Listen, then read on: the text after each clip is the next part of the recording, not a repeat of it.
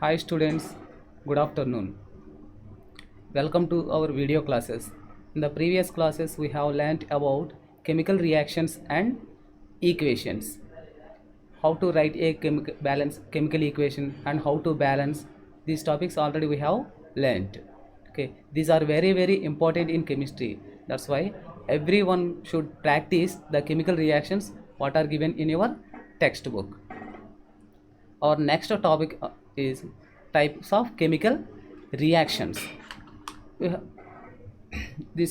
so many chemical changes go on occurring in our daily life. All these are same types? No, these are different types. In some chemical reactions, complex molecules are converted into simpler molecules, and in some reactions, simpler molecules are converted into complex molecules. That means in this, what is the difference? This nature and types of reactant and products are different. That's why based on the nature of reactants and products, these chemical reactions are classified into different types, that are combination reaction, decomposition reaction, displacement reaction, double displacement reaction. Other types of chemical reactions are also there, that are classified based on another factor. For example, based on heat changes, the chemical reactions are classified as exothermic reactions and endothermic reactions. And some other types of chemical reactions are oxidation reactions and reduction reactions, that is based on electrons or oxidation or hydrogen. Okay, first about types of chemical reactions. In this first type of chemical reaction is combination reaction. Let us learn about this combination reactions. Combination reaction. What is this combination reaction? In this, two or more substances combine together to form a single compound. These combined substances may be elements or compounds, or both elements or compounds. The general equation of this combination reaction is, observe, A plus B gives AB. Okay, that means in the place of A we may write any compound or element, and in the place of B element or compound. Like that, these reactants are elements or compounds, both elements are compounds, but product is a single compound. Let us observe some examples of these chemical combination reactions. Okay, here some examples of these combination reactions are given, that are when hydrogen reacts with oxygen, what is formed? Water is formed. And ferrous reacts with sulfur and ferrous sulfide are formed. In these reactions we observed the reactants are elements. In the first reaction both are elements, and in second reaction iron and sulfur are also elements, but the product formed is a single compound. Next, if you observe the third and fourth chemical reactions, in that these reactants are compounds and product is also a compound. And in the fifth and sixth reactions, an element combines with a compound and forms a new compound. That means in all these reactions, two elements or two compounds or one element and one compound combined, but always a single compound is formed. Let us observe an activity to understand these combination reactions. Why? Most of the combination reactions are exothermic reactions. That means in all the most of these combination reactions, heat is evolved. For example, when burning of coal is a form of carbon, it becomes as red hot, and it emits some energy in the form of heat. That means when carbon combines with oxygen, carbon dioxide is formed and energy is emitted in the form of heat. That's why it is a combination reaction as well as exothermic reaction. What are exothermic reactions? Simply the reactions in which heat is evolved, in the energy is evolved in the form of heat or light, that are exothermic reactions. For example, digestion of food. This digestion of food is a naturally occurring exothermic reaction. Why? In this digestion of food, not only chemical reaction takes place, simpler complex molecules are converted into simpler molecules, energy is emitted. That's why it is an example for exothermic reaction. To understand the concept of exothermic reaction, let us observe an activity. For this activity, take some calcium oxide. The common name for this calcium oxide is quicklime or trilime. we are familiar with this calcium oxide. For whitewashing of walls, what is used generally? This calcium oxide is used. It is a white color powder. Okay. Take this calcium oxide in a beaker and add some distilled water.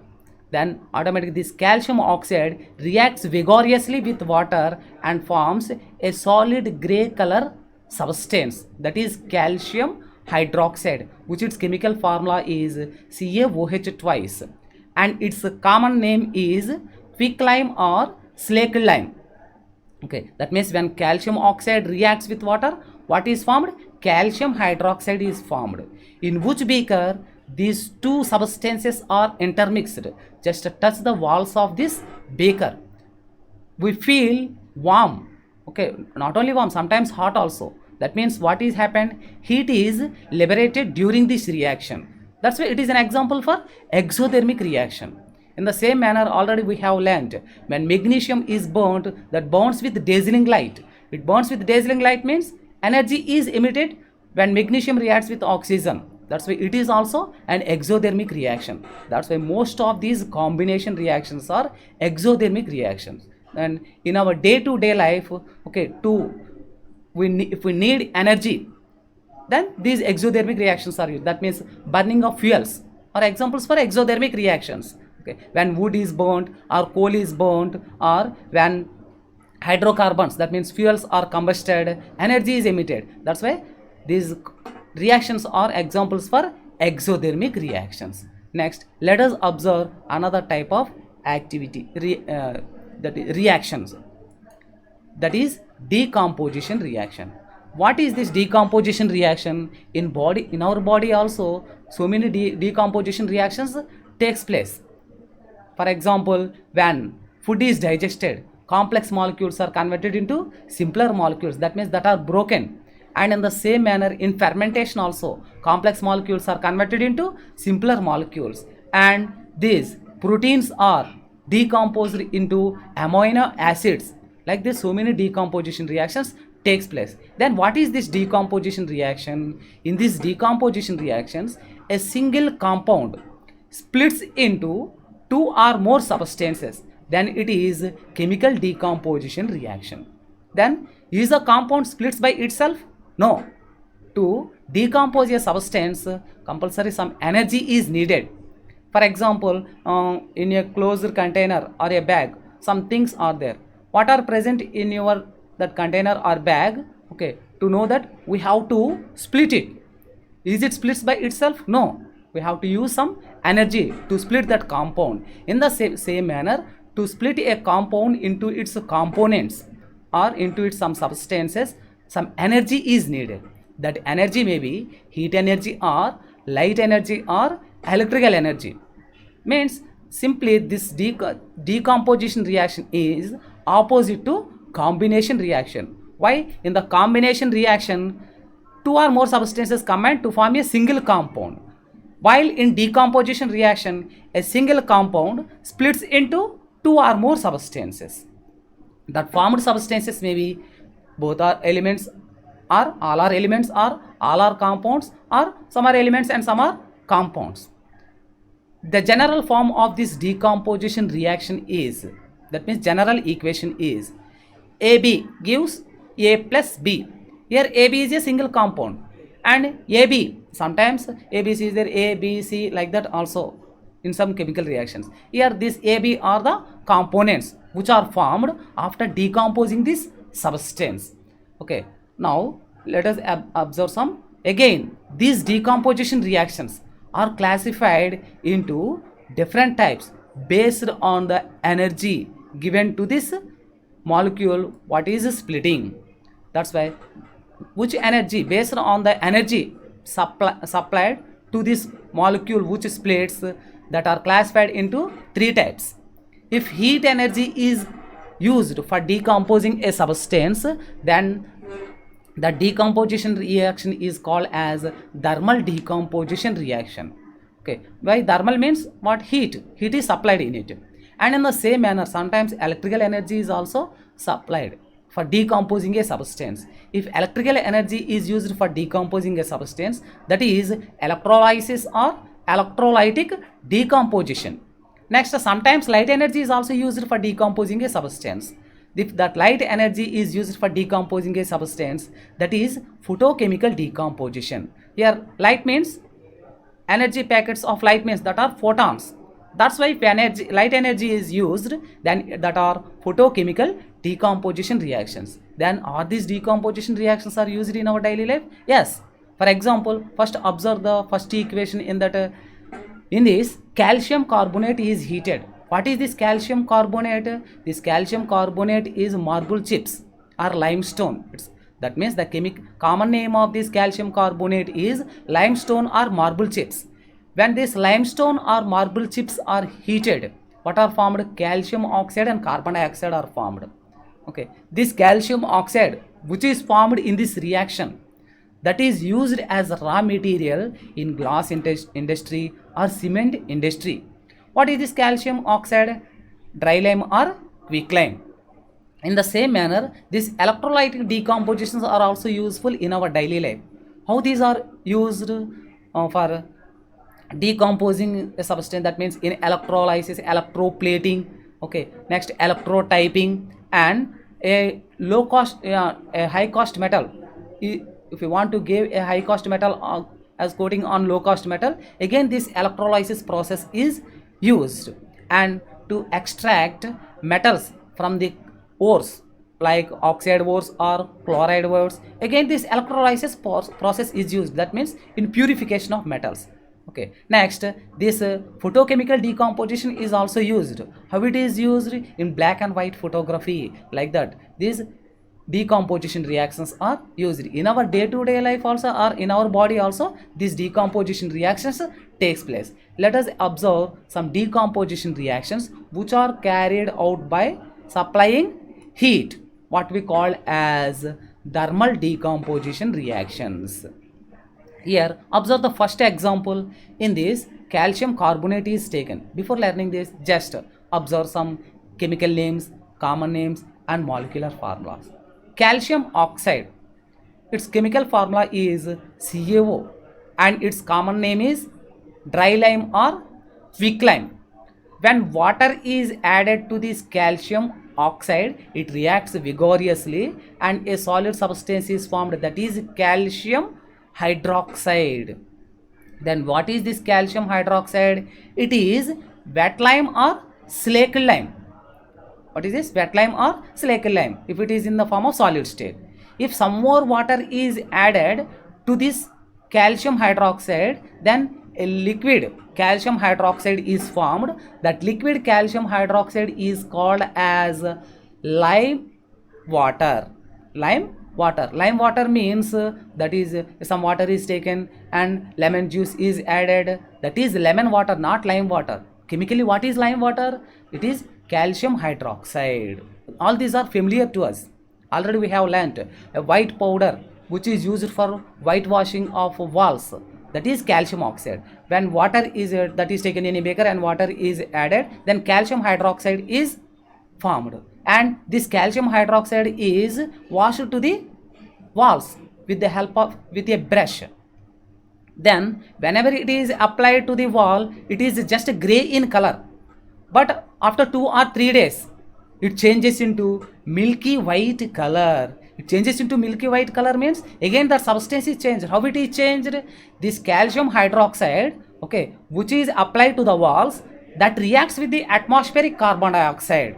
Whenever it is exposed to the atmospheric carbon dioxide, then the CaOH twice reacts with CO2. Then what is formed? Calcium carbonate and water are formed. That water is evaporated. Then this calcium carbonate is remained as a layer on the walls which is milky white in color. Same this reaction is used to test the carbon dioxide gas. Okay, what is the test for this carbon dioxide gas? When carbon dioxide gas is passed through lime water, say calcium hydroxide, it changes into milky white due to the formation of calcium carbonate. The same test is used in this first reaction, okay, for thermal decomposition reaction. Okay, To understand the concept of thermal decomposition reaction, here some activities are there. Let us learn these activities one by one. First activity. In this first activity, take some marble chips, that means limestone, in a test tube. Okay, and heat it with the help of a Bunsen burner.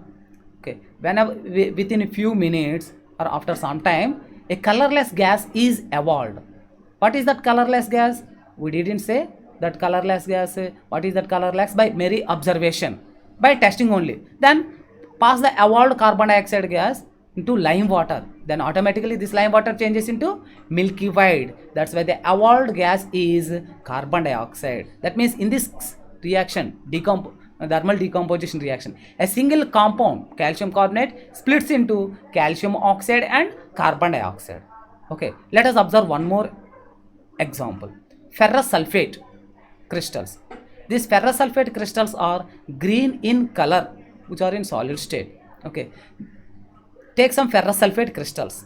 Observe what is that color? Green color.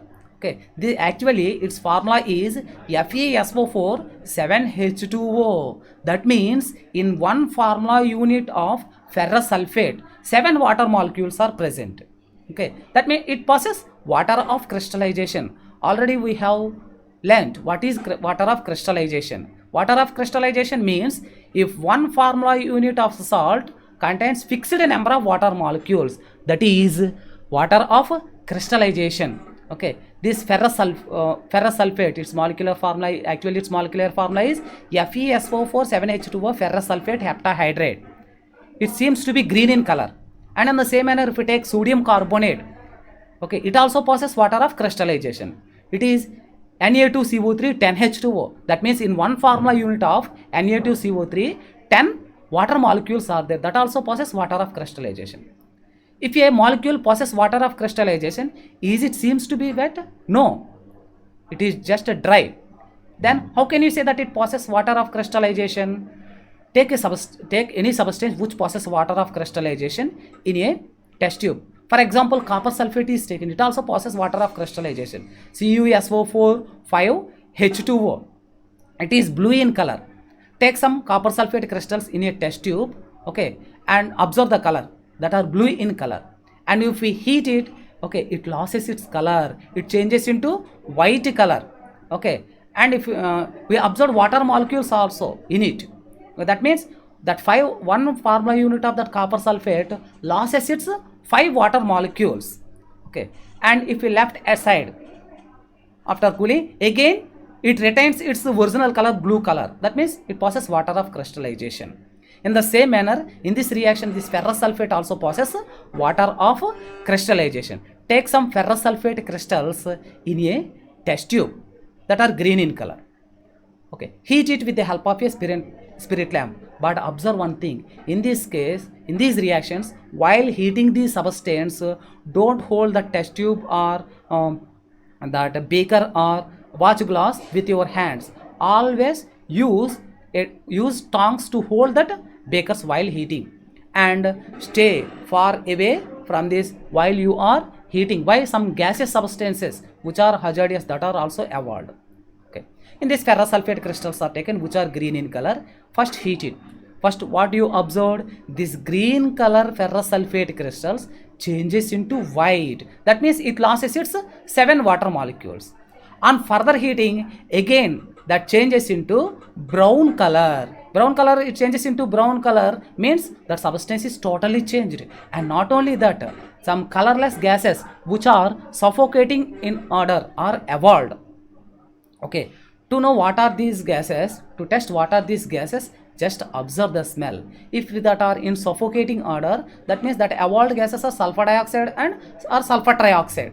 But while you observe the smell, okay, don't place the test tube under your nose.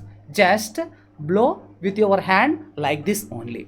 Okay, then that means this ferrous sulfate crystals splits into ferric oxide, brown color, and colorless gases, suffocating odor gases, sulfur dioxide and sulfur trioxide. In this also single compound splits into 2 or more substances. Let us observe one more activity to understand this thermal decomposition reaction.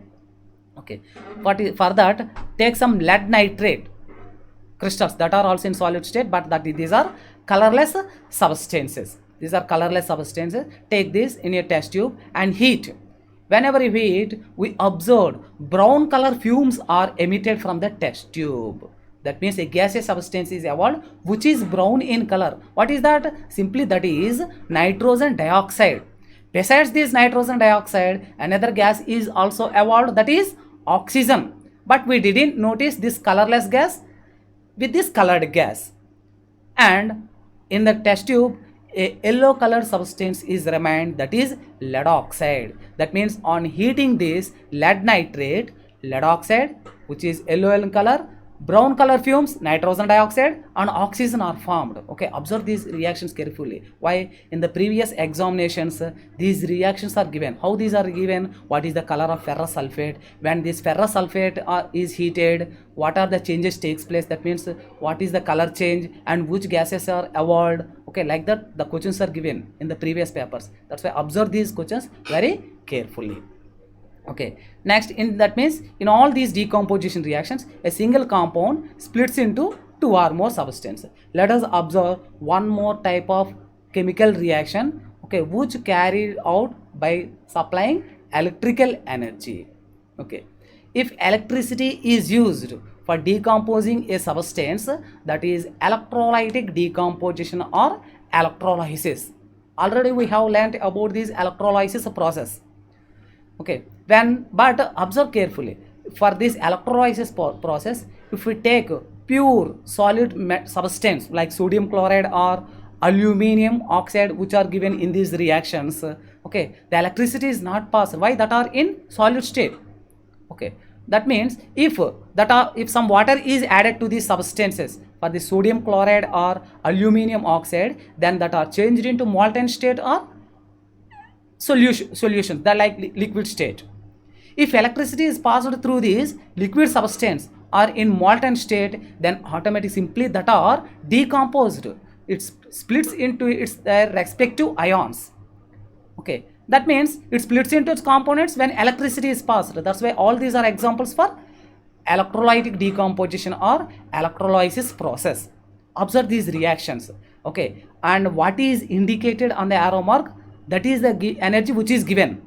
Okay, and for every substance, the right side of the substance somewhat is indicated as L or G or AQ or like that. That represents the state of the substance. Okay, and for what are the examples given for you? In every reaction, the substance is also mentioned below, the name of the substance is also mentioned below the formula. Okay, this is very very important for practicing these to write the chemical formulas like that. Not only these are not enough. Okay, but solely we learn about these formulas. Okay, but no need to by heart. Now, electrolysis of water. Already we have learned about these electrolysis of water in lower classes. Let us learn in detail about this electrolysis of water. What is this electrolysis of water? If electricity is passed through water, we know hydrogen and oxygen gases are produced. Okay, how to perform this activity in our lab also? By collecting simple materials what are available in our surroundings.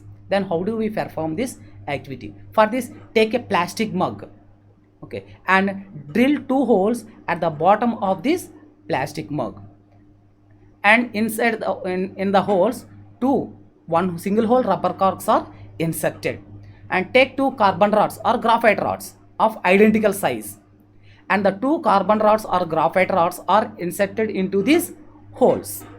Okay, and other end, that means the bottom end of these carbon rods are connected to the positive and negative terminals of a battery with connecting wires as shown in the figure.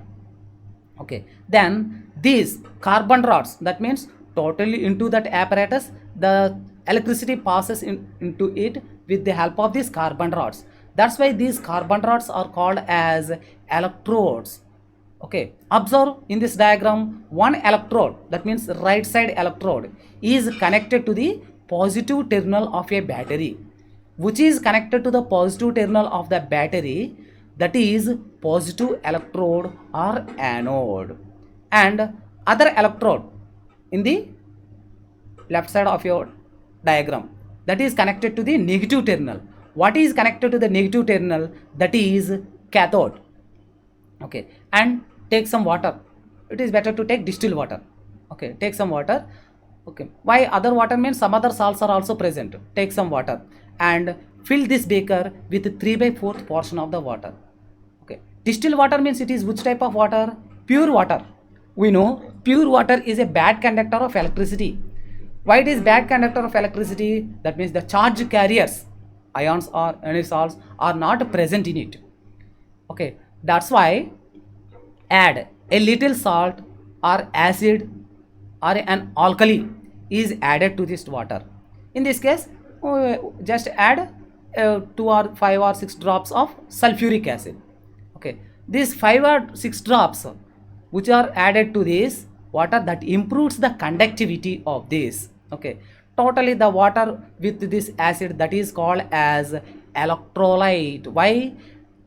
Through this solution, liquid substance, the electricity passes. Why? In this apparatus, the two electrodes, anode, cathode, these two are not connected directly. There is some gap. That gap is covered with this liquid substance, say water. Then through this water, the electricity passes. That's why it is electrolyte. Totally this entire apparatus is called as electrolytic cell. Okay, then after that, turn on the switch. If we turn on the switch, after a few minutes, we observe the formation of bubbles. Formation of bubbles means what you decided? Gaseous substances are produced. And observe, after the formation of the gases, the volume of the gas formed in the two test tubes are not same. Okay, in the test tube, which is injected on anode, that volume is low, and in the test tube which is injected on cathode, its volume is high. That means the volume of the gas produced, which is in the test tube injected on cathode, is 2 times the volume of the gas produced in the test tube injected on anode. That is observed clearly.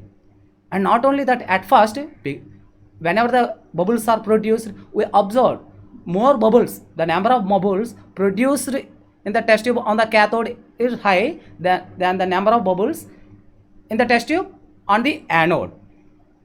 Okay, that means what are the gases or substances are produced? Okay, what are the gases? We don't know. Let us test that gases. Carefully remove the test tube which is injected on anode. Okay, and whenever we taken out from the water, immediately place a burning splinter near the mouth of the test tube. The splinter burns brightly. The splinter burns brightly means which gas it is? That is oxygen. That means the test tube, in the test tube which is injected on anode, what is produced? Oxygen is produced.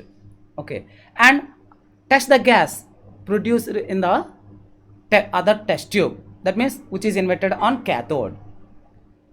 And again in the same manner, place a burning splinter near the test tube which is taken out from the cathode. The splinter is put off with a pop sound and the gas burns with blue flame. That means it is the test for hydrogen gas. We know hydrogen is a supporter of combustion, but oxygen is supporter of combustion, but hydrogen is not a supporter of combustion, but it is combustible. Okay, that means what are the gases produced here? Oxygen and hydrogen gases. Oxygen and hydrogen gases. Observe carefully. In which test tube the oxygen is produced? Which is injected on anode. And in which test tube the hydrogen is produced? Which is injected on cathode. Okay, and are the volumes of these two gases are same? No.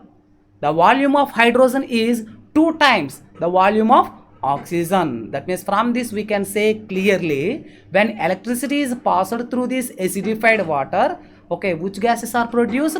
Hydrogen and oxygen. In which ratio? 2:1 ratio. From this we can say clearly, the water is produced by the combination of two volumes of hydrogen and 1 volume of oxygen. Okay, next, what are the reactions takes place at cathode and anode? Let us observe. Simply, when electricity is passed through this acidified water, first this water splits into hydrogen ions and hydroxide ions. That means H plus ions and OH minus ions. Okay, and where these, towards which electrodes these ions move, already we know the laws of electric charges. What are the laws of electric charges? Opposite charges attract with each other and same charges repel with each other. Okay, here are the ions which are produced on electrolysis of water. That means H plus ions and OH minus are same? No, these H plus ions, hydrogen ions, are positively charged ions, and OH minus ions, that means hydroxide ions, are negatively charged ions. Okay, that's why whenever these ions are produced, these H plus ions, which are positively charged ions, moves towards anode. Okay, and these OH minus ions, hydroxide ions, or negatively charged ions, moves towards the negatively charged electrode, that is cathode. Okay, whenever these ions reaches towards their respective electrodes, then automatically oxidation and reduction takes place. Whenever this oxidation and reduction are happened, then automatically these hydrogen and oxygen are produced as neutral atoms. Okay, then what are the reactions takes place at cathode and anode? Let us observe the reaction at cathode. Okay, which ions are reached at the which ions are gathered or stagnated at the cathode? H plus ions. Which ions? H plus ions. H plus ions means that have shortage of electrons. Cathode means that is fully of electrons. That's why each H plus ion gain an electron from the cathode and becomes as neutral hydrogen. That's why that hydrogen gas is produced in the test tube which is inverted on the cathode. Okay, next, what is the reaction takes place at anode? Okay, and at this anode, what are present? OH minus ions. OH minus ions, that means negatively charged ions. That means negatively charged ions reached at the anode. Anode means that they have positive charge. That means it has like but OH minus ions means it has excess of electrons. Okay, this OH minus ions which have excess of electrons, that loses electrons, and they become as neutral atoms like water and oxygen. Oxygen is a gaseous substance, water is a liquid. That's why the liquid remains in the test tube which is inverted on anode, and the gaseous substance is produced above the water in the test tube. Like that, this hydrogen and oxygen gases are produced in the electrolysis of water. Not only this electrolysis of water, okay, this electrolysis takes place in any case, but here the hydrogen and oxygen gases are produced in gaseous state. That's why that are collected in the test tubes. But in some electrolysis process of other substances, that substances which are produced are in solid state. That's why the if it is a metal part, that metal part the metal part is sticked to the negatively charged cathode, and non-metal part is there in it. The non-metal part reaches towards the anode. It is the electrolysis of water. Okay, next, one more type of chemical decomposition reaction is there by carrying out light energy, that are called as photochemical decompositions. Here photo means light, energy packets of light are called as photon. That's why that name is given to as photochemical decomposition reactions. This is very, very simple. In this photochemical decomposition, that compound splits into these substances by using light energy. If that light energy is used for splitting these compounds, then it is photochemical decomposition. Okay, to understand this, simply take some silver chloride which is white in color in a watch glass and place it in sunlight, okay, or bulb light also, no problem. Okay, but after some time we observed the surface layer of the silver chloride which is white in color, that changes into gray color. What is changed here? Color is changed. Color is changed means somewhat is happened. That means the reaction takes place. Okay, in the presence of light, okay, a gray color substance is formed on the surface of the silver chloride. What is that gray color substance? That is silver. That means in the presence of light, the silver chloride AgCl splits into silver and chlorine. Okay, silver and chlorine. If we scratch the gray color silver surface layer, again inside white color substance is there, that is silver chloride. Why it is not changed inside? That means the surface layer of silver chloride which is present on the test tube, that only exposed to light, that's why that only changes its color into gray. Okay, same type of reaction is happened in the case of silver bromide also.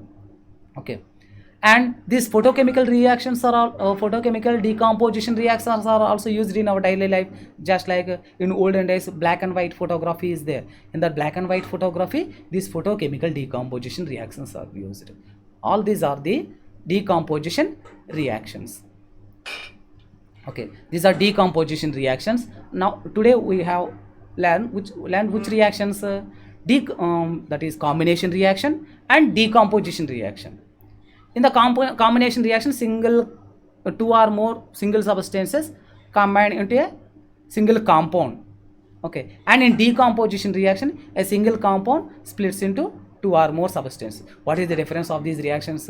Okay, that means simple reactions are given in this class, but in your textbook or other materials, so many reactions are there, so many equations. Okay, I hope that all you practice these equations very well, then your chemistry become very easy. Okay, thank you.